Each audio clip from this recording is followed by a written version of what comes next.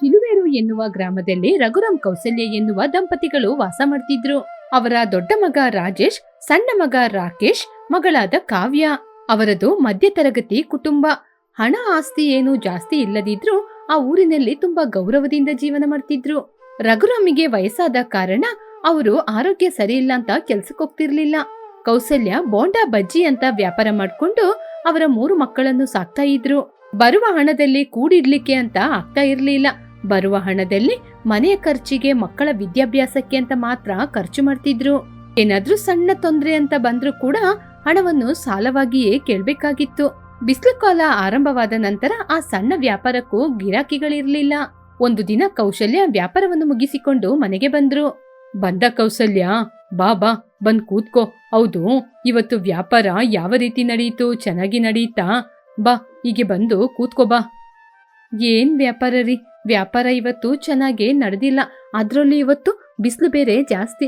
ಬಿಸಿಲಿಗೆ ವ್ಯಾಪಾರನೇ ಆಗಲ್ಲ. ಬಿಸಿಲಿಗೆ ಎದುರ್ಕೊಂಡು ಜನರೇ ಮನೆಯಿಂದ ಹೊರಗಡೆ ಬರ್ತಾ ಇಲ್ಲ. ಈ ಬಿಸಿಲಿಗೆ ಬಜ್ಜಿ ಬೋಂಡ ಅಂತ ತಿಂದ್ರೆ ನೀರ್ದಾಹ ಅಂತ ಯಾರು ಬರ್ತಿಲ್ಲ. ನನ್ನ ಆರೋಗ್ಯ ಚೆನ್ನಾಗಿದ್ರೆ ನಿನಗೂ ಕೂಡ ನನ್ನ ಕೈಯಲ್ಲಾದ ಸಹಾಯ ಮಾಡ್ತಾ ಇದ್ದೆ. ಇವಾಗ ನಾನು ಕೂಡ ಮನೇಲಿರೋದ್ರಿಂದ ನಿನಗೂ ತುಂಬಾ ತೊಂದರೆ ಆಯ್ತು. ಏನ್ರಿ ಮಾತಾಡ್ತಾ ಇದ್ದೀರಾ? ನಾವು ಸಂಪಾದನೆ ಮಾಡಿ ನಾವು ತಿನ್ನೋದ್ ಮಾತ್ರ ಅಲ್ಲದೆ ಮಕ್ಕಳನ್ನ ಸಾಕೋದು ನಮಗೆ ಕಷ್ಟನಾ ರೀ? ನೀವು ಆರೋಗ್ಯವಾಗಿರುವಾಗ ಎಲ್ಲಾನು ಮಾಡಿದ್ದು ತಾನೆ. ಇವಾಗ ಏನೋ ನಿಮ್ಮಿಂದ ಮಾಡಕ್ಕಾಗ್ತಾ ಇಲ್ಲ, ಕಷ್ಟ ಆಗ್ತಾ ಇದೆ. ನಮ್ಮ 2 ಮಕ್ಕಳ ವಿದ್ಯಾಭ್ಯಾಸ ಈ ವರ್ಷಕ್ಕೆ ಮುಗಿಯುತ್ತೆ. ಅವರೆಲ್ಲ ಸಂಪಾದನೆ ಮಾಡುವ ಸಮಯ ಬರುವಾಗ ನಮ್ ಕಷ್ಟ ಮುಗ್ದೋಗುತ್ತೆ. ಅದುವರೆಗೂ ಏನಾದ್ರೂ ಮಾಡ್ಕೊಂಡು ಜೀವನ ಮಾಡೋಣ, ಸುಮ್ನಿರಿ. ಸರಿ ಸರಿ, ಏನೋ ಮಾತಾಡ್ಬೇಡಿ. ಮಕ್ಕಳು ನಮ್ ಮಾತು ಕೇಳಿದ್ರೆ ಬೇಜಾರ್ ಮಾಡ್ಕೋತಾರೆ. ಸರಿ, ಈ ವರ್ಷ ಬಿಸಿಲು ಜಾಸ್ತಿ ಆಗಿದೆ. ಈ ಬಿಸಿಲು ಕಾಲಕ್ಕೆ ನಾವು ಬೇರೆ ಏನಾದ್ರೂ ವ್ಯಾಪಾರವನ್ನು ಮಾಡೋಣ ಹಾಗೆ ಅಂತ ಆಲೋಚನೆ ಮಾಡುವಾಗ ಮಕ್ಕಳು ಬಂದ್ರು. ಏನ್ ಮಕ್ಳೇ, ಈ ವರ್ಷಕ್ಕೆ ನಿಮ್ಮ ವಿದ್ಯಾಭ್ಯಾಸ ಮುಗೀತಲ್ವಾ? ಎಕ್ಸಾಮ್ ಚೆನ್ನಾಗಿ ಬರ್ದಿದ್ದೀರಾ? ನೀವು ಮಾತಾಡಿದೆಲ್ಲ ನಾವು ಕೇಳ್ಕೊಂಡಿದ್ದೋ. ಈ ವರ್ಷಕ್ಕೆ ನಮ್ಮ ವಿದ್ಯಾಭ್ಯಾಸ ಮುಗಿಯುತ್ತೆ. ಇನ್ ಮುಂದೆ ನೀವು ಕಷ್ಟಪಡಬೇಕಾದ ಅವಶ್ಯಕತೆ ಇಲ್ಲ. ನಾನು ತಮ್ಮ ಇಬ್ರು ಸೇರ್ಕೊಂಡು ಕೆಲಸ ಹುಡುಕ್ತೀವಿ. ಇಲ್ಲಿ ನೋಡಿ ಮಕ್ಳೇ, ಕಷ್ಟ ಅಂತ ನೀವು ದೊಡ್ಡದಾಗಿ ಏನು ಆಲೋಚನೆ ಮಾಡೋದ್ ಬೇಡ. ನೀವು ಇವಾಗಷ್ಟೇ ವಿದ್ಯಾಭ್ಯಾಸನ ಮುಗಿಸಿದೀರಾ. ನೀವು ಮೊದ್ಲು ಕೆಲಸ ಹುಡುಕಿ, ನಾನ್ ನೋಡ್ಕೋತೀನಿ. ನಿಮ್ಮ ದುಡಿಮೆಯಿಂದ ಮನೆ ಚೆನ್ನಾಗಿ ನಡೀತಾ ಇಲ್ಲ, ತುಂಬಾ ಕಷ್ಟ ಆಗ್ತಾ ಇದೆ ಅಂತ ಅಪ್ಪನ ಜೊತೆ ನೀವ್ ಹೇಳಿದ್ ನಾವು ಕೇಳ್ಕೊಂಡಮ್ಮ. ಬಿಸಿಲು ಕಾಲ ಮುಗಿದ್ರೆ ಅದು ಸರಿಯಾಗುತ್ತಪ್ಪ. ಸರಿ ಸರಿ, ನೀವು ಅದ್ರ ಬಗ್ಗೆ ಆಲೋಚನೆ ಮಾಡ್ಬೇಡಿ. ಬನ್ನಿ, ಊಟಕ್ಕೆ ಕೂತ್ಕೊಳ್ಳಿ, ನಾನು ಊಟ ಕೊಡ್ತೀನಿ. ಅಮ್ಮ, ನನಗೆ ಒಂದು ಆಲೋಚನೆ ಬಂದಿದೆ. ಈ ಬಿಸಿಲು ಕಾಲಕ್ಕೆ ತಕ್ಕ ಹಾಗೆ ಯಾಕೆ ನಾವು ವ್ಯಾಪಾರವನ್ನು ಬದಲಾಯಿಸ್ಕೊಳ್ಬಾರ್ದು? ನಾನು ಕೂಡ ಅದ್ರ ಬಗ್ಗೆನೇ ಆಲೋಚನೆ ಮಾಡ್ತಾ ಇದ್ದೀನಮ್ಮ. ಏನಾದ್ರೂ ಹೊಸ ವ್ಯಾಪಾರ ಆರಂಭಿಸೋಣ ಅಂದ್ರೆ ಏನ್ ಮಾಡೋದು ಅಂತ ಆಲೋಚನೆನೇ ಬರ್ತಾ ಇಲ್ಲ. ನಾನು ಯೂಟ್ಯೂಬಲ್ಲಿ ನೋಡ್ತಾ ಇದ್ದೆ, ಸೀಸನ್ಗೆ ತಕ್ಕಂಗೆ ವ್ಯಾಪಾರವನ್ನು ಆರಂಭಿಸಿದ್ದಾರೆ. ನಾವು ಕೂಡ ಯಾಕಪ್ಪ ಇದೇ ರೀತಿ ಏನಾದ್ರೂ ಹೊಸದಾಗಿ ಮಾಡಬಾರ್ದು? ಆಲೋಚನೆ ಏನೋ ಚೆನ್ನಾಗಿದೆ. ಈ ಬಿಸಿಲಿಗೆ ತಕ್ಕ ಹಾಗೆ ಯಾವ ವ್ಯಾಪಾರ ಮಾಡೋದು ಕಾವ್ಯ? ಇವಳ ಮುಖ, ಇವಳಿಗೆ ಏನಣ್ಣ ಗೊತ್ತು? ಸೋಷಿಯಲ್ ಮೀಡಿಯಾನ ನೋಡಿ ಹಾಗೆ ಮಾತಾಡ್ತಾಳೆ ಅಷ್ಟೇ. ಇಲ್ಲಿ ನೋಡಿ ಅಣ್ಣ, ನೀವು ಸ್ವಲ್ಪ ಬಾಯಿ ಮುಚ್ತೀರಾ? ನಾನು ಕೂಡ ಬೆಳೆದಿದ್ದೀನಿ, ನನಗೂ ಕೂಡ ಬ್ರೈನ್ ಇದೆ, ನನಗೂ ಕೂಡ ಆಲೋಚನೆ ಮಾಡಕ್ ಗೊತ್ತಿದೆ. ನಾವು ಸೋಷಿಯಲ್ ಮೀಡಿಯಾದಿಂದ ಫಾಲೋ ಮಾಡ್ತಾ ಇದ್ದೀವಿ ಅಂದ್ರೆ ಅದಕ್ಕೆ ತಕ್ಕಂಗೆ ನಾವು ಏನಾದ್ರೂ ಒಂದು ಆಲೋಚನೆನ ಮಾಡೇ ಮಾಡ್ತೀವಿ. ಆಹಾ, ಇದುವರೆಗೂ ನೀನು ಆಲೋಚನೆ ಮಾಡಿದ ವಿಷಯ ಏನು? ಈ ಬಿಸಿಲಿಗೆ ಯಾವ ಕೆಲಸ ಮಾಡಿದ್ರೆ ಚೆನ್ನಾಗಿರುತ್ತೆ? ಒಂದು ಸಲಹೆ ಕೊಟ್ಟು ನಿನಗೆ ಬ್ರೈನ್ ಇದೆ ಅಂತ ನಿರೂಪಿಸ್ಕೋ.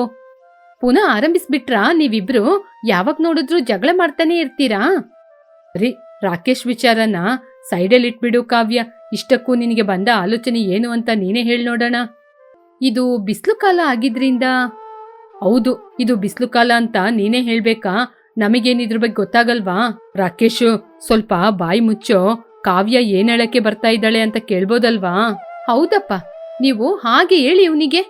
ಸಣ್ಣ ಮಗಳು, ಮನೆಯಲ್ಲಿ ಎಲ್ಲರ ಸಪೋರ್ಟು ನಿನಗೆ ಇದೆ ಅಂತ ನಿನಗೆ ತುಂಬಾ ಅಹಂಕಾರ ಕಣೆ. ಅಣ್ಣ ಏನ್ ಮಾಡ್ಬೇಕು ಅಂತ ಹೇಳ್ತಾರೆ, ಇಷ್ಟಕ್ಕೂ ನೀನ್ ಹೇಳು, ಏನ್ ವ್ಯಾಪಾರ ಮಾಡ್ಬೇಕು ಅಂತ. ಅಂದ್ರೆ ಸ್ವಲ್ಪ ಹೊತ್ತು ಏನ್ ಮಾತಾಡದೆ ನಾನು ಹೇಳದ್ನ ಕೇಳು. ಇದು ಬಿಸಿಲು ಕಾಲ ಆಗಿದ್ರಿಂದ ಹೇಗೋ ನಮ್ಗೂ ಕೂಡ ಹಾಲಿಡೇಸ್. ಅದರಿಂದ ಎಲ್ಲರೂ ಸೇರಿ ಪಿಕ್ನಿಕ್ ಹೋಗ್ಬೇಕಾ? ಲೇ ರಾಕೇಶು, ಈ ಸಲ ಮಾತ್ರ ನಿನ್ ಬಾಯಿ ಎತ್ತದೆ, ಆಮೇಲೆ ನಿನ್ ಬಾಯಿಗೆ ಗುದ್ಬಿಡ್ತೀನಿ ನೋಡ್ಕೋ. ಅವಳು ಏನೋ ಹೇಳಕ್ ಬರ್ತಾ ಇದ್ದಾಳೆ, ನೀನು ಪ್ರತಿ ಸಲ ಅಡ್ಡ ಬರ್ತಾ ಇದೀಯಾ. ಬಾಯಿ ಮುಚ್ಚೋ. ನೀನು ಹೇಳಮ್ಮ ಕಾವ್ಯ. ಏನು ಇಲ್ಲಮ್ಮ, ಇದು ಬಿಸಿಲು ಕಾಲ, ಅದರಿಂದ ಏನಾದ್ರೂ ಸಂಡಿಗೆ, ಹಪ್ಳ ಇದೆಲ್ಲ ಬಿಸಿಲಿಗೆ ಚೆನ್ನಾಗಿ ಒಣಗುತ್ತೆ. ಅದೇ ಏನಾದ್ರೂ ವ್ಯಾಪಾರ ಮಾಡಿದ್ರೆ? ಅರೆ, ಈ ಆಲೋಚನೆ ತುಂಬಾ ಚೆನ್ನಾಗಿದೆ ಅಲ್ವಾ? ಹೌದಮ್ಮ ಕಾವ್ಯ, ಈ ಆಲೋಚನೆ ತುಂಬಾ ಚೆನ್ನಾಗಿದೆ. ತುಂಬಾ ಚೆನ್ನಾಗಿ ಆಲೋಚನೆ ಮಾಡಿದೀಯಾ. ಮತ್ತೆ ಪುನಃ ರಾಗಿ ಅಂಬ್ಲಿ ಅಂದ್ರೆ ಯಾರೂ ತಗೊಳ್ಳೋದಿಲ್ಲ. ಆದ್ರ ಹಪ್ಳ ಸಂಡಿಗೆ ಅಂತ ಹೇಳಿದ್ರೆ ಅದು ಸ್ವಲ್ಪ ಚೆನ್ನಾಗಿದೆ. ಹೌದಮ್ಮ, ಕಾವ್ಯ ಹೇಳಿದ ಮಾತು ನನಗೆ ತುಂಬಾ ಇಷ್ಟ ಆಯ್ತು. ನೋಡ್ದ ಸಣ್ಣಣ್ಣ, ನಾನು ಹೇಳಿದ ಮಾತಿಗೆ ಎಷ್ಟು ಓಟುಗಳು ಬಿತ್ತು ಅಂತ. ಆ ನೋಡ್ದೆ ನಾನು. ಯಾರ್ದೋ ಐಡಿಯಾನ ನೀನ್ ಹೇಳ್ತಾ ಇದೀಯಾ, ಇದ್ರಲ್ಲಿ ನಿನ್ನ ಐಡಿಯಾ ಏನಿದೆ? ಸಾಕು ಬಾಯಿ ಮುಚ್ಚೋ. ಯಾರ್ದೋ ಆಲೋಚನೆ ಆದ್ರೆ ಏನೋ ಸರಿಯಾದ ಸಮಯಕ್ಕೆ ಹೇಳಿದಾಳಲ್ವಾ, ಅವಳು ಹೇಳಿದ ಹಾಗೆ ನಾವು ವ್ಯಾಪಾರವನ್ನು ಆರಂಭಿಸಬಹುದು. ಹೌದಮ್ಮ, ಕಾವ್ಯ ಹೇಳಿದ ಹಾಗೆ ಏನು ಆಲೋಚನೆ ಮಾಡದೆ ಈ ಬಿಸ್ನೆಸ್ ಮಾಡೋಣ. ಅದಕ್ಕೆ ಏನೇನ್ ವಸ್ತುಗಳು ಬೇಕಾಗುತ್ತೆ? ಇದಕ್ಕೆ ಹೊಸದಾಗಿ ಏನು ಆಲೋಚನೆ ಮಾಡ್ಲಿಕ್ಕೆ ಏನು ಇಲ್ಲ ರೀ. ಹೇಗೆ ಮಾಡ್ಬೇಕು ಅಂತ ನನಗ್ ಗೊತ್ತು. ಯಾಕೆಂದ್ರೆ ಇದೆಲ್ಲ ಹೆಂಗಸರಿಗೆ ಸಣ್ಣ ವಯಸ್ಸಿನಿಂದ ಬೆಣ್ಣೆ ಎಲ್ಲ ಹಾಕಿದ ವಿದ್ಯೆ. ಅದಕ್ಕೆ ಏನೇನು ವಸ್ತುಗಳು ಬೇಕು ಅಂತ ಬರ್ದು ಕೊಡಮ್ಮ. ನಾನು ತಮ್ಮ ಹೋಗಿ ಇಬ್ರು ತಗೊಂಬರ್ತೀವಿ. ಸರಿಯಪ್ಪ, ಹೇಗೋ ಬರ್ದು ಕೊಡ್ತೀನಿ. ಆದ್ರೆ ಅದಕ್ಕೆ ಸ್ವಲ್ಪ ಹಣ ಖರ್ಚಾಗುತ್ತೆ. ಆ ಹಣನ ನೀವು ಹೇಗೆ ಅಡ್ಜಸ್ಟ್ ಮಾಡ್ತೀರಾ ಅಂತ ಗೊತ್ತಾಗ್ತಿಲ್ಲ. ಅಮ್ಮ, ಅದ್ರ ಬಗ್ಗೆ ನೀವು ಏನು ಆಲೋಚನೆ ಮಾಡ್ಬೇಡಿ. ನೀವು ನನಗೆ ಪ್ರತಿದಿನ ಪ್ಯಾಕೆಟ್ ಮನಿ ಕೊಡ್ತೀರಲ್ವಾ, ಅದನ್ನ ನಾನು ಕೂಡಿಟ್ಟಿದ್ದೀನಿ. ನಿನಗೆ ಅಂತ ಹಣ ಕೊಟ್ರೆ ನೀನ್ ಹೇಗೆ ಇಷ್ಟು ದಿನ ಕೂಡಿಟ್ಕೊಂಡಿದ್ದೆ? ಏನು ಇಲ್ಲಮ್ಮ, ಕಾಲೇಜಿಗೆ ಬರೀ 2 ಕಿಲೋಮೀಟರ್ ತಾನೆ. ಅದಕ್ಕೆ ನಾನು ಆಟೋಗೆ ಹಣ ಖರ್ಚು ಮಾಡದೆ ನಡ್ಕೊಂಡೇ ಹೋಗಿ ಬರ್ತಿದ್ದೆ. ನೀವು ಕೊಟ್ಟ ಹಣ ನನ್ ಜೊತೆ ಹಾಗೇನೆ ಇತ್ತು. ಹಾಗಂದ್ರೆ ನನ್ ಜೊತೆ ಕೂಡ ಇದೆಯಮ್ಮ. ಏನಿವಾಗ ನೀವಿಬ್ರೇ ಒಳ್ಳೆಯವರು ಅಂತ ಅನ್ಸ್ಕೋಬೇಕಾ? ಅಮ್ಮ, ನನ್ ಜೊತೆ ಕೂಡ ಇದೆ, ನಾನ್ ಕೂಡ ಕೊಡ್ತೀನಿ. ಹಾಗಾದ್ರೆ ನಮ್ಮ ಹಿಡುವಳಿಗೆ ಯಾವ ಕಷ್ಟನೂ ಬೇಕಾಗಿಲ್ಲ. ನಾವೇ ಹಿಡುವಳಿಗೆ ಬೇಕಾದ ಹಣ ಕೊಡ್ತೀವಿ. ನಮ್ಮ ಮಕ್ಕಳು ಎಷ್ಟು ಒಳ್ಳೆಯವರು ಕೌಶಲ್ಯ. ಅವರು ಸಂಪಾದನೆ ಮಾಡ್ಲಿಕ್ಕೆ ಮುಂಚೆನೆ ನಮಗೆ ಹಣ ಕೊಡ್ತೀನಿ ಅಂತ ಹೇಳ್ತಿದ್ದಾರೆ. ಏನಪ್ಪ, ನಾವೇನಾದ್ರೂ ಸಂಪಾದನೆ ಮಾಡಿ ನಿಮ್ಗೆ ಕೊಡ್ತಾ ಇದ್ದೀವಾ? ಅಮ್ಮ ಕೊಟ್ಟ ಹಣವನ್ನು ರಿಟರ್ನ್ ಕೊಡ್ತಾ ಇದ್ದೀವಿ ಅಷ್ಟೇ. ಸರಿ ಮಕ್ಳೇ, ಇಷ್ಟಕ್ಕೆ ತುಂಬಾ ಸಮಯ ಆಗ್ಬಿಡ್ತು. ಇವಾಗ ಬನ್ನಿ, ಆವಾಗ್ಲೇ ಊಟಕ್ಕೆ ಕರ್ದೆ. ಬನ್ನಿ ಎಲ್ಲರೂ ಊಟ ಮಾಡೋಣ. ಎಲ್ಲರೂ ಕೂತ್ಕೊಂಡು ಊಟ ಮಾಡುತ್ತಾ, ಅಮ್ಮ ಇವತ್ತು ಏನಮ್ಮ ಅಡಿಗೆ ಮಾಡಿದ್ರಿ? ನಿನಗೆ ಇಷ್ಟವಾದ ನುಗ್ಗೆಕಾಯಿ ಸಾಂಬಾರು ಪಲ್ಯ. ನನಗೋಸ್ಕರ ಏನಮ್ಮ ಮಾಡಿದೀರಾ? ನೀನು ಸಾರಲ್ಲಿ ಯಾವಾಗ್ಲೂ ಊಟ ಮಾಡಿದೀಯಾ? ನಿನಗೆ ಪಲ್ಯ ಇದ್ರೆ ಸಾಕಲ್ವಾ, ಅದೇ ಮಾಡಿದೀನಿ. ಅಮ್ಮ, ನನಗೋಸ್ಕರ? ನನಗೆ ಗೊತ್ತು ಕಣೋ, ನಿನಗೆ ಬೆಂಡೆಕಾಯಿ ಸಾರು ಅಂದ್ರೆ ತುಂಬಾ ಇಷ್ಟ ಅಂತ. ಆದ್ರೆ ಇವತ್ ಬೆಂಡೆಕಾಯಿ ಸಿಗ್ಲಿಲ್ಲ. ಮನೇಲಿದ್ದ ತರಕಾರಿಯಲ್ಲಿ ಸಾರು ಮಾಡಿದೀನಿ. ಇದು ಯಾವಾಗ್ಲೂ ನಿಮಗೆ ಇವರಿಬ್ರನೇ ಇಷ್ಟ. ನಾನು ಯಾವಾಗ್ಲೂ ಬೇಡದವನೇ. ಅಂದ್ರೆ ಕಸದ ತೊಟ್ಟಿಯಲ್ಲಿ ಹುಟ್ಟಿದವನಿಗೆಲ್ಲ ಇಷ್ಟಪಟ್ಟಿದೆಲ್ಲ ಮಾಡಿ ಕೊಡಕ್ಕಾಗುತ್ತಾ? ಏನೋ ಸಾಕ್ತಾ ಇದ್ದಾರೆ, ಇಷ್ಟಕ್ಕ ಊಟ ಕೊಡ್ತಿದಾರಲ್ಲ, ಇದೇ ದೊಡ್ಡ ವಿಷಯ. ಅಮ್ಮ ನೋಡಿ ಅಮ್ಮ, ಅವಳು ಹೇಗೆಲ್ಲ ಮಾತಾಡ್ತಾ ಇದ್ದಾಳೆ. ನಾನು ಕಸದ ತೊಟ್ಟಿಯಲ್ಲಿ ಸಿಕ್ಕಿದವನಂತೆ. ನೀವೇ ಹೇಳಿ ಅಪ್ಪ, ನಾನು ಕಸದ ತೊಟ್ಟಿಯಲ್ಲಿ ಸಿಕ್ಕಿದವನಾ? ಅಂದ್ರೆ ನಿಜ ಹೇಳಿದ್ರೆ ನೀನ್ ಬೇಜಾರ್ ಮಾಡ್ತೀಯ ಅಂತ ನಿನ್ಗೆ ಹೇಳಲಿಲ್ಲಪ್ಪ. ನೋಡಿ ಅಮ್ಮ, ಅಪ್ಪ ಕೂಡ ನನ್ನ ಅಳಿಸ್ತಾ ಇದ್ದಾರೆ ನೋಡಿ. ಇರ ಮಾತು ಹೇಳಿದ್ರೆ ನೀನ್ ಯಾಕೋ ಕಣ್ಣೀರಾಗ್ತೀಯಾ? ಅಮ್ಮ, ನೀವು ಕೂಡ ಹಾಗೆ ಮಾತಾಡ್ತೀರಾ? ಹೋಗಿ, ಎಲ್ರ ಮೇಲೆ ನಂಗೆ ಕೋಪ. ನಾನು ಊಟ ಮಾಡಲ್ಲ, ಹೋಗಿ. ಲೇ, ನಿನ್ ಮುಖನ ಹಾಗೆ ತೋರ್ಸ್ಬೇಡ ಕಣೋ. ನಿನ್ ಮುಖ ನೋಡಿದ್ರೆ ಬಾಡಿ ಹೋಗಿ ಕೂತಿರುವ ಮಂಗನ ಮುಖದ ಹಾಗೆ ಕಾಣಿಸ್ತಾ ಇದೆ. ಕಾವ್ಯ ಹಾಗೆ ಹೇಳಿದಾಗ ಎಲ್ಲರೂ ಜೋರಾಗಿ ನಗ್ತಾ ಇದ್ರು. ಆನಂತರ ಊಟ ಮಾಡಿ ಮಲ್ಕೊಂಡ್ರು. ಮರುದಿನ ಬೆಳಿಗ್ಗೆ ರಾಜೇಶ್, ರಾಕೇಶ್ ಇಬ್ಬರು ವ್ಯಾಪಾರಕ್ಕೆ ಬೇಕಾದ ವಸ್ತುಗಳನ್ನ ರೆಡಿ ಮಾಡಿದ್ರು. ದಿನಿಂದ ಹಪ್ಪಳ ಸಂಡಿಗೆ ಅಂತ ರೆಡಿ ಮಾಡಲು ಆರಂಭಿಸಿದ್ರು. ಅಮ್ಮ, ಇವಾಗ ಹೇಳಿ ಅಮ್ಮ, ಹೇಗೆ ತಯಾರಿಸ್ಬೇಕು, ಏನೇನ್ ಮಾಡ್ಬೇಕು? ಲೇ ಅಣ್ಣ, ಇದು ಸ್ವಲ್ಪ ಜಾಸ್ತಿ ಅಂತ ಅನ್ಸಲ್ಲ? ಅಂದ್ರೆ ಏನೇ ನೀನು ಹೇಳೋದು? ಇವಾಗ ಈ ಕೆಲಸ ನಾನು ಮಾಡೋದಿಲ್ವಾ? ನೀನೊಬ್ನೇ ಮಾಡ್ತಾ ಇದೀಯಾ ಅನ್ನುವಷ್ಟು ಬಿಲ್ಡಪ್ ಕೊಡ್ತೀಯ ನೋಡು. ಅದೇ ನೋಡಿದ್ರೆ ಕೋಪ ಬರುತ್ತೆ. ಏನಪ್ಪಾ, ಇಬ್ರು ಇನ್ನೂ ಜಗಳ ಆರಂಭಿಸಿಲ್ಲ ಅಂತ ಆಲೋಚನೆ ಮಾಡಿದೆ. ಕಳೆದ ಜನ್ಮದಲ್ಲಿ ಆವು ಮುಂಗುಸಿಯಾಗಿ ಇದ್ದಿರ್ಬೇಕು. ಅದಕ್ಕೇನೆ ಇಷ್ಟೊಂದು ಜಗಳ ಮಾಡ್ತಿದ್ದೀರಾ. ನಿಮ್ಮಿಬ್ಬರನ್ನ ಇಟ್ಕೊಂಡು ನಾನು ಈ ಕೆಲಸ ಮಾಡಕ್ಕೆ ಕೂತೆ ನೋಡಿ. ಮೊದ್ಲು ನನಗೆ ಹೇಳ್ಬೇಕು, ನೀವೆಲ್ಲ ಇದ್ರೆ ನಂಗೆ ಕೆಲಸ ಮಾಡಕ್ಕಾಗಲ್ಲ, ಇಲ್ಲಿಂದ ಹೊರಟೋಗಿ. ಅಮ್ಮ, ಅದಕ್ಕೆ ಒಳ್ಳೆ ಮಗನಾಗಿ ನನಗೆ ಮಾತ್ರ ಜನ್ಮ ಕೊಟ್ಟಿರ್ಬೋದಲ್ವಾ? ಯಾಕಮ್ಮ ಇವ್ರನ್ನೆಲ್ಲ ಎತ್ಕೊಂಡ್ರಿ? ಬಂದ್ಬಿಟ್ಟ ಬುದ್ಧ. ಎಲ್ಲರನ್ನ ಹಿಂದೆ ಹಾಕಿ ಮುಂದೆ ಬಂದ್ ನಿಲ್ಲಿಕ್ಕೆ. ಲೇ, ಇಲ್ಲಿ ಮಾಡ್ತಾ ಇರುವ ಕೆಲ್ಸಕ್ಕೆ ನೀವು ನಡ್ಕೊಳ್ಳೋ ರೀತಿಗೆ ಏನಾದ್ರೂ ಒಂದು ಸರಿ ಅನ್ಸ್ತಾ ಇದೀಯಾ? ನೋಡಿ, ನನ್ ಮಗಳಾದ್ರೂ ಇಷ್ಟೊತ್ತು ಏನಾದ್ರೂ ಸಣ್ಣ ಕೆಲ್ಸ ಆದ್ರೂ ಮಾಡ್ತಿದ್ದಾಳೆ. ಕೌಶಲ್ಯ, ಇವ್ರು ಮೂವರನ್ನು ಇಲ್ಲಿಂದ ಕಳಿಸ್ಬಿಡು. ನಾನ್ ನಿನ್ಗೆ ಸಹಾಯ ಮಾಡ್ತೀನಿ, ಇಬ್ರು ಕೆಲಸ ಮಾಡೋಣ. ಅಮ್ಮ, ಬೇಡಮ್ಮ ಬೇಡ. ಏನ್ ಮಾಡ್ಬೇಕು ಅಂತ ಹೇಳಿ, ನಾವೆಲ್ಲರೂ ಸೈಲೆಂಟ್ ಆಗಿ ಕೆಲಸ ಮಾಡಿ ಹೋಗ್ತೀವಿ. ಹೀಗೆ ಕೌಶಲ್ಯ ಸಂಡಿಗೆ ಮತ್ತು ಹಪ್ಪಳಕ್ಕೆ ಬೇಕಾದ ಎಲ್ಲಾ ಕೆಲಸ ಮಾಡಿ, ಮೊದ್ಲು ಸಂಡಿಗೆಗೆ ರೆಡಿ ಮಾಡಿದೀವಲ್ವಾ, ಅದನ್ನ ತಗೊಂಡೋಗಿ ಹೊರಗಡೆ ಬಿಸ್ಲಿಗೆ ಹಾಕಿ. ಏನಮ್ಮ ಇಷ್ಟೇನಾ? ಇಷ್ಟು ಮಾಡಿದ್ರೆ ಸಂಡಿಗೆ ರೆಡಿ ಆಗ್ಬಿಡುತ್ತಾ? ಹೌದು ಕಣೋ, ಹೌದು, ಕೆಲ್ಸ ಎಲ್ಲ ಮುಗೀತು. ಮಾಡಕ್ಕೆ ಆರಂಭಿಸಿದ್ದೆ ಇವಾಗ. ಇನ್ನು ಬಿಸ್ಲಿಗೆ ತಗೊಂಡೋಗಿ ಅದ್ನ ಹಾಕ್ಲೂ ಇಲ್ಲ, ಅಷ್ಟು ಬೇಗ ಕೆಲ್ಸ ಮುಗೀತಾ ಅಂತ ಕೇಳ್ತಾನೆ. ಅಪ್ಪ, ಏನಪ್ಪ ನೀವು? ಸರಿ ಸರಿ ಸಾಕು, ನಿಲ್ಸಿ, ಬನ್ನಿ ಹೋಗಿ ಸಂಡಿಗೆ ಹಾಕೋಣ. ಹೀಗೆ ಎಲ್ಲರೂ ಸಂಡಿಗೆ ಹಪ್ಳ ಅಂತ ಮಾಡಿ ಅದನ್ನು ಬಿಸ್ಲಿಗೆ ಒಣಗಿಸ್ಲಿಕ್ಕೆ ಅಂತ ಹಾಕಕ್ಕೋದ್ರು. ಇಷ್ಟಕ್ಕೂ ಕಾವ್ಯ ಕೊಟ್ಟ ಬಿಸ್ನೆಸ್ ವರ್ಕೌಟ್ ಆಗುತ್ತಾ? ಹಪ್ಪಳ ಸಂಡಿಗೆ 2 ವ್ಯಾಪಾರ ಆಗುತ್ತಾ? ಮುಂದಿನ ಎಪಿಸೋಡಲ್ಲಿ ನೋಡೋಣ. ಹೌದು ಕೌಶಲ್ಯ, ಇವರೆಲ್ಲ ಈ ಕಥೆನ ನೋಡ್ತಾ ಇದ್ದಾರಲ್ವಾ, ನಮ್ ಚಾನೆಲ್ನ ಇವರು ಸಬ್ಸ್ಕ್ರೈಬ್ ಮಾಡ್ತಾರಾ? ಏನೋರಿ, ಏನ್ರಿ ಹಾಗೆ ನೋಡ್ತಾ ಇದ್ದೀರಾ? ಕಥೆನ ನೋಡಿ ಆದ್ಮೇಲೆ ನಮ್ ಚಾನೆಲ್ಗೆ ಸಬ್ಸ್ಕ್ರೈಬ್ ಮಾಡಿ. ಹೌದು, ಸಬ್ಸ್ಕ್ರೈಬ್ ಮಾಡಿ, ಲೈಕ್ ಮಾಡಿ, ನಮ್ ಚಾನೆಲ್ಗೆ ಕಮೆಂಟ್ ಮಾಡಿ. ನಿಮಗೋಸ್ಕರ ಮತ್ತಷ್ಟು ವಿಡಿಯೋದೊಂದಿಗೆ ನಾವಿರ್ತೀವಿ. ಕಾವ್ಯ, ನೀನ್ ಇನ್ನೊಂದು ವಿಚಾರ ಮರ್ತ್ಬಿಟ್ಟೆ. ಕತೆ ನೋಡಿ ಆದ್ಮೇಲೆ ಶೇರ್ ಮಾಡ್ಲಿಕ್ಕೆ ಮಾತ್ರ ಮರಿಬೇಡಿ. ವೆಂಕಟಾಪುರ ಎನ್ನುವ ಗ್ರಾಮದಲ್ಲಿ ರಘುರಾಮ್ ಕೌಶಲ್ಯ ಎನ್ನುವ ದಂಪತಿಗಳಿದ್ರು. ಅವರಿಬ್ಬರು ತುಂಬಾ ಒಳ್ಳೆಯವರು. ಅವರ ಮೊದಲ ಮಗ ರಾಜೇಶ್, ಸೊಸೆಯಾದ ಕೀರ್ತಿ, ಸಣ್ಣ ಮಗ ರಾಕೇಶ್, ಸೊಸೆ ಕುಸುಮ, ಹಾಗೆ ಮಗಳು ಕಾವ್ಯ. ದೊಡ್ಡ ಮಗನಾದ ರಾಜೇಶ್ ಆಡಂಬರವಿಲ್ಲದ ಜೀವನವನ್ನು ಮಾಡ್ತಾ ಇದ್ದ. ಆದ್ರೆ ಸೊಸೆಯಾದ ಕೀರ್ತಿ ಮಾತ್ರ ತುಂಬಾ ರಿಚ್ ಆಗಿ ಜೀವನ ಮಾಡ್ತಿದ್ಲು. ಸಣ್ಣ ಮಗನಾದ ರಾಕೇಶ್, ಮಗಳಾದ ಕಾವ್ಯ ಕೂಡ ಕೀರ್ತಿಯ ಹಾಗೆ ಈ ಕಲ್ಚರ್ ಅನ್ನು ತುಂಬಾ ಇಷ್ಟಪಡ್ತಿದ್ರು. ಸಣ್ಣ ಸೊಸೆಯಾದ ಕುಸುಮ ಮಾತ್ರ ಬಡ ಮನೆಯಿಂದ ಬಂದ ಗ್ರಾಮದ ಹುಡುಗಿ. ತುಂಬಾ ಪದ್ಧತಿಯಿಂದ ಅಚ್ಚುಕಟ್ಟಾಗಿ ಇರ್ತಿದ್ಲು. ಯುಗಾದಿ ಹಬ್ಬ ಬರ್ತಾ ಇತ್ತು. ಹೀಗೆ ಎಲ್ಲರೂ ಹಾಲಲ್ಲಿ ಕೂತ್ಕೊಂಡಿರುವಾಗ ಕೀರ್ತಿ ಅವಳ ಮನೆಯಿಂದ ಬಂದ ಎಲ್ಲ ವಸ್ತುವನ್ನು ತೋರಿಸ್ತಾ ಇದ್ಲು. ಅತ್ತೆ, ಹಬ್ಬಕ್ಕೆ ನನ್ನ ತವರು ಮನೆಯಿಂದ ಎಷ್ಟೊಂದು ವಸ್ತುಗಳು ಬಂದಿದೆ ನೋಡಿ. ಇಲ್ಲಿ ನೋಡಿ, ನನ್ನ ರೇಷ್ಮೆ ಸೀರೆ. ನಮ್ ತಂದೆ ಈ ಸೀರೆನ ನನ್ಗೋಸ್ಕರ ಸ್ಪೆಷಲ್ ಆಗಿ ಡಿಸೈನ್ ಮಾಡಿಸಿದ್ದಾರೆ. ಇದರ ಬೆಲೆ ಸುಮಾರು 50,000 ಅಂತೆ. ನಾನು ಈ ಸೀರೆ ಉಟ್ಕೊಂಡ್ರೇನೆ ನಮ್ ಮನೆಗೆ ಒಂದು ಕಲೆ ಬರುತ್ತೆ. ಸೀರೆ ತುಂಬಾನೇ ಚೆನ್ನಾಗಿದೆ ಅಮ್ಮ ಕೀರ್ತಿ, ಆದ್ರೆ ಸೀರೆ ಉಡೋದ್ರಲ್ಲಿ ಮನುಷ್ಯನ ಮನಸ್ಸು ಕೂಡ ಅಡಗಿದೆ. ಅವಾಗ ಕೀರ್ತಿ ಕುಸುಮನ ಬಳಿ ನೋಡಿ, ಅದೇನೋ ನಿಜಾನೇ, ಇಂಥ ಸೀರೆ ಕಟ್ಟೋದು ಎಲ್ಲರಿಗೂ ಅದೃಷ್ಟ ಇರುತ್ತಾ? ಮತ್ತೆ ಹುಟ್ಟಿ ಬರ್ಬೇಕಷ್ಟೇ. ಕುಸುಮಾ, ಈ ಹಬ್ಬಕ್ಕೆ ನಿಮ್ ತವರು ಮನೆಯಿಂದ ಏನು ಬರ್ಲಿಲ್ವಾ? ಒಂದು ಸಾದಾ ಸೀರೆ ಕೂಡ ಕೊಟ್ ಕಳ್ಸಲ್ವಾ? ಸುಮ್ನೆ ಇದೆಲ್ಲ ಕೇಳೋಣ ಅಂತ ಕೇಳ್ತಿದೀನಿ ಅಷ್ಟೇ. ಕೀರ್ತಿ ಈ ಮಾತು ಕುಸುಮನಿಗೆ ಅರ್ಥವಾಯಿತು. ಆವಾಗ ಕುಸುಮ ಸಣ್ಣದಾಗಿ ನಗುತ್ತಾ, ಬಂದಿದೆ ಅಕ್ಕ, ಸಂಕ್ರಾಂತಿ ಹಬ್ಬದಲ್ಲಿ ಬೆಳೆದಂತಹ ಬೆಳೆಯನ್ನು ನನಗೆ ತವರು ಮನೆಯಿಂದ ಕೊಟ್ಕಳಿಸಿದ್ದಾರೆ. ತವರು ಮನೆಯ ಪ್ರೀತಿಯೇ ನನಗೆ ದೊಡ್ಡ ಕಾಣಿಕೆ. ಅಯ್ಯೋ ಕುಸುಮ, ಇಂಥ ಪ್ರೀತಿಯಿಂದ ಹೊಟ್ಟೆ ತುಂಬುತ್ತಾ ಹೇಳ್ ನೋಡೋಣ. ಇಲ್ ನೋಡ್ದ, ಡೈಮಂಡ್ ನೆಕ್ಲೆಸ್ ನಮ್ ತಾಯಿಯವರು ಇದ್ನ ನನಗೋಸ್ಕರ ಕೊಟ್ಕಳಿಸಿದ್ದಾರೆ. ಎಷ್ಟೊಂದ್ ಚೆನ್ನಾಗಿದೆ ನೋಡು. ರೇಷ್ಮೆ ಸೀರೆನ ಕೂಡ ನನಗೋಸ್ಕರ ಸ್ಪೆಷಲ್ ಆಗಿ ಮಾಡಿದ್ದು. ಓ ಸಾರಿ, ಇಂಥ ಕಾಸ್ಟ್ಲಿ ಐಟಮ್ ಅಂದ್ರೆ ನಿಂಗೆ ಗೊತ್ತಾಗಲ್ಲ ಅಲ್ವಾ? ಕನಿಷ್ಠ ಚಿನ್ನ ಅಂತ ಹೇಳಿದ್ರಾದ್ರೂ ನಿಂಗೇನಾದ್ರೂ ಗೊತ್ತಾ? ಹೆಂಡತಿಯ ಮಾತನ್ನು ಅರ್ಥ ಮಾಡಿಕೊಂಡ ರಾಜೇಶ್ ಹೀಗೆ ಹೇಳಿದ. ಸುಮನ ಕೈಯಲ್ಲಿ ಈ ರೀತಿ ಚಿನ್ನಾಭರಣಗಳು ಇಲ್ಲದಿದ್ರು ಅವಳ ಮುಖದಲ್ಲಿ ಆ ಲಕ್ಷ್ಮೀ ದೇವಿಯ ನಗು ಯಾವಾಗ್ಲೂ ಶಾಶ್ವತವಾಗಿ ಉಳಿದಿದೆ. ಮಾತು ಕೇಳಿ ಕೀರ್ತಿಗೆ ಕೋಪ ಬಂತು. ಸಾಕು ಸಾಕು, ನೀವು ನನ್ನ ಅಂತಸ್ತಿನ ಬಗ್ಗೆ ಯಾವಾಗಾದ್ರೂ ಹೊಗಳಿದ್ದೀರಾ? ಆ ಹಣ ಇಲ್ಲದಿದ್ರೆ ನಿಮ್ಗೆ ಏನಾಗುತ್ತೆ ಅಂತ ಗೊತ್ತಾ? ಆಗ ಅತ್ತಿಗೆಯ ಮಾತಿಗೆ ರಾಕೇಶ್ ಮತ್ತು ಕಾವ್ಯ ಸ್ವರ ಕೊಡುತ್ತಾ, ಕೀರ್ತಿ ಅತ್ತಿಗೆ, ಬಾವಿಯಲ್ಲಿರುವ ಕಪ್ಪೆಗೆ ಹೊರಗಿನ ಲೋಕದ ಬಗ್ಗೆ ಹೇಗೆ ಗೊತ್ತು? ಸರಿಯಾಗಿ ಹೇಳ್ದೆ ಅಣ್ಣ. ಕೀರ್ತಿ ಅತ್ತಿಗೆನ ನೋಡುವ ಪ್ರತಿಯೊಂದು ಕ್ಷಣವೂ ಇಷ್ಟು ಕಾಸ್ಟ್ಲಿ ಆದ ಮನೆಯಲ್ಲಿ ಯಾಕೆ ಹುಟ್ಟಿಲ್ಲ ಅಂತ ನನಗೂ ಕೂಡ ಎಷ್ಟೋ ಸಲ ಅನ್ಸುತ್ತೆ. ಅತ್ತಿಗೆಯವ್ರದು ಬಿಂದಾಸ್ ಜೀವನ. ಆ ಮಾತಿಗೆ ಕೀರ್ತಿ, ಅದೇನ್ ಕಾವ್ಯ ಹಾಗೆ ಹೇಳ್ತಾ ಇದ್ದೀಯಾ? ನೀನು ಹಣ ಇರುವ ಮನೆಯಲ್ಲಿ ಹುಟ್ಟದಿದ್ರು ಹಣ ಇರುವ ಕೀರ್ತಿ ನಿನಗೆ ಅತ್ತಿಗೆಯಾಗಿ ಬಂದಿದ್ದೀನಲ್ವಾ? ನಿನ್ನ ನೋಡ್ಕೊಳಕ್ಕೆ ನಾನಿಲ್ವಾ?